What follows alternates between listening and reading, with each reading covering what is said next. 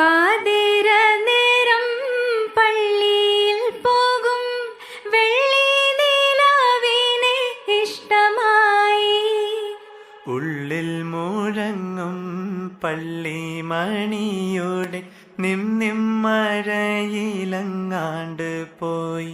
മഴവില്ല് കൊണ്ടു മന പേരെഴുതി കായൽ കടത്തിൻ വിളക്ക് പോലെ കാറ്റിൽ കെടാതെ തുളുമ്പി.